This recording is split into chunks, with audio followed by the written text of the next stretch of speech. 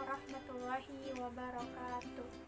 Kembali lagi bersama saya Widya Ainul Lestari. Kali ini saya akan menjelaskan tentang sejarah perkembangan komputer. Yang pertama yaitu sebelum abad ke-20.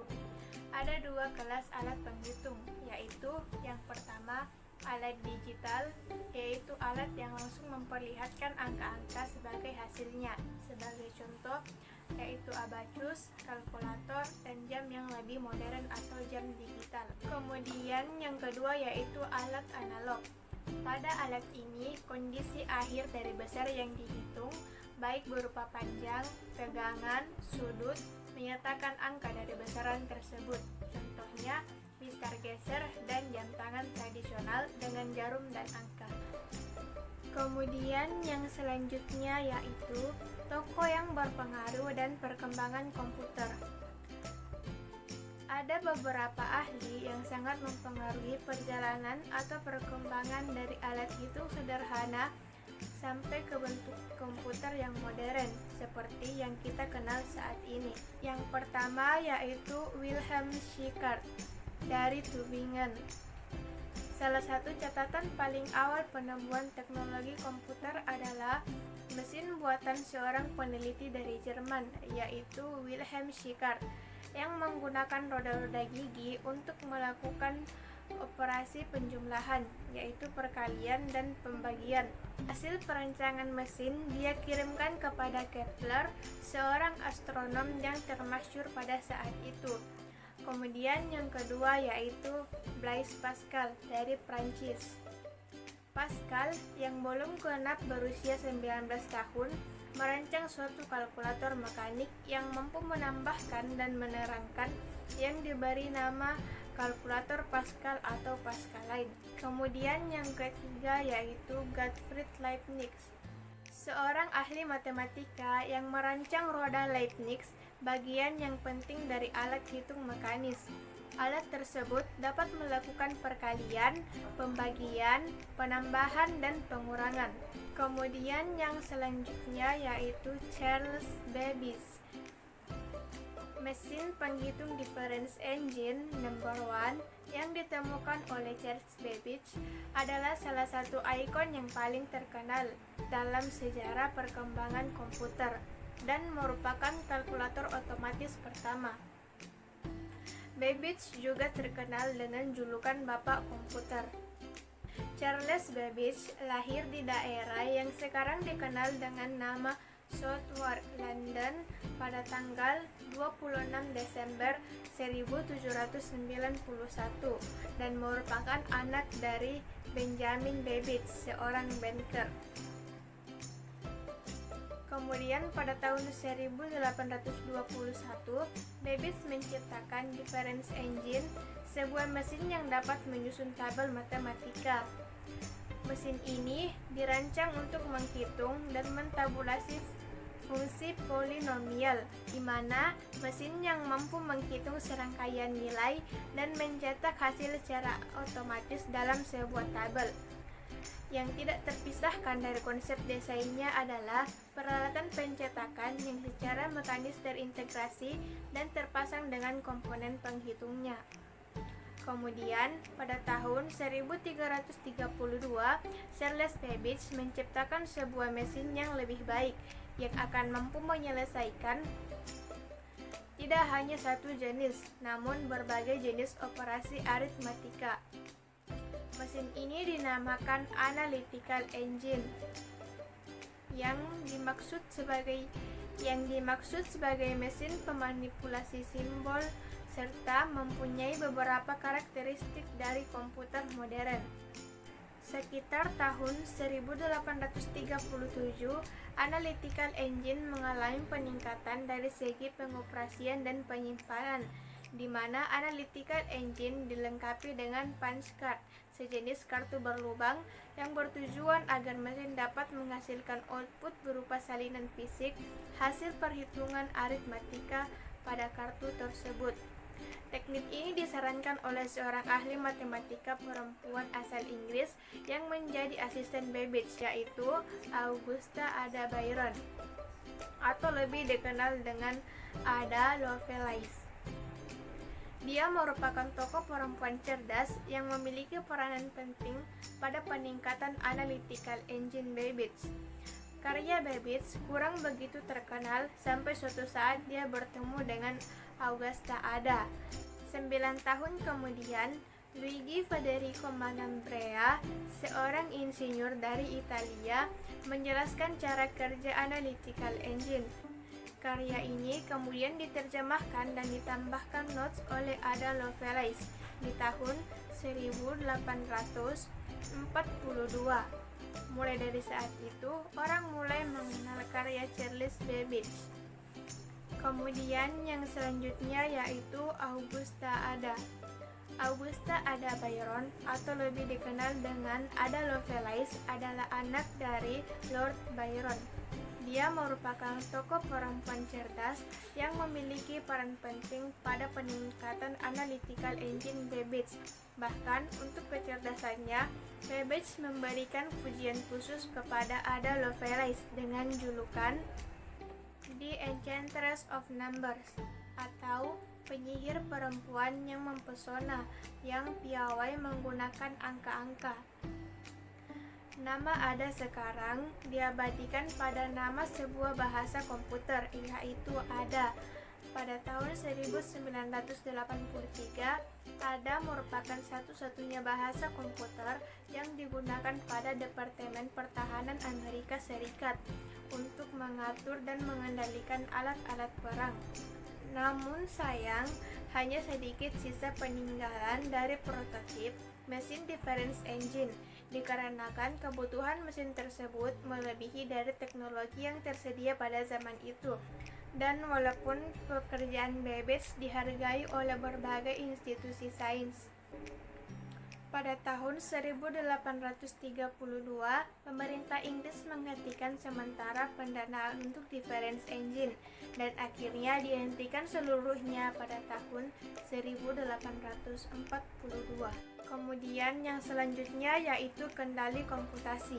Kendali pada proses komputasi merupakan masalah yang muncul pada mesin analisis Babbage, yaitu yang pertama, bagaimana menyajikan angka dan melakukan operasi matematika terhadap angka tersebut.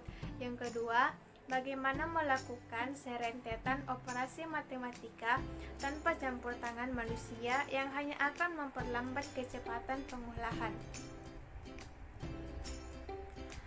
Kemudian yang selanjutnya yaitu Joseph Mary Jacquard. Joseph Mary Jacquard memberikan kontribusi penting dalam bidang pengenalan proses dan merancang sistem kendali dengan menggunakan kartu berlubang atau punch card. Babbage menerapkan rancangan Jacquard untuk memasukkan angka ke mesin dan mengendalikan proses penghitungan tanpa campur tangan manusia. Perintah pengolahan dapat diperbaiki dengan mengubah kartu, bukan hardware-nya. Prinsip pemrograman ini akhirnya berkembang menjadi prinsip pemrograman mesin masa kini. Hasil rancangan Babbage berpengaruh besar terhadap rancangan yang lain. Kemudian yang selanjutnya yaitu Alan Turing. Alan Matheson Turing lahir di London pada tanggal 23 Juni 1912. Dalam penelitiannya, Turing lebih banyak menciptakan kembali dibandingkan menggunakan temuan yang sudah ada. Setelah lulus, Turing mendapat keanggotaan di King's College. Pada saat inilah Turing mempunyai konsep mengenai mesin Turing. Melalui sebuah kuliah di tahun 1935, Turing diperkenalkan pada pertanyaan berkaitan dengan logika matematika yang diajukan oleh Hilbert. Dalam konsep ini, Turing menggambarkan sebuah mesin yang mampu membaca rangkaian beberapa angka 0 dan 1, yang akan menjelaskan cara penyelesaian masalah matematika dan menyediakan jawaban yang dibutuhkan. Inti dari mesin ini yang di kemudian hari dikenal sebagai ide tentang sebuah komputer. Mesin ini masih berupa konsep sampai kemudian diwujudkan dalam bentuk yang nyata beberapa tahun kemudian. Selama Perang Dunia Kedua, Turing bekerja pada Departemen Komunikasi Britania Raya Di sana dia ditugaskan untuk memecahkan kode sandi yang diciptakan oleh mesin Enigma milik pihak Jerman. Ini adalah pekerjaan berat karena mesin ini mampu menghasilkan kode yang berubah secara konstan.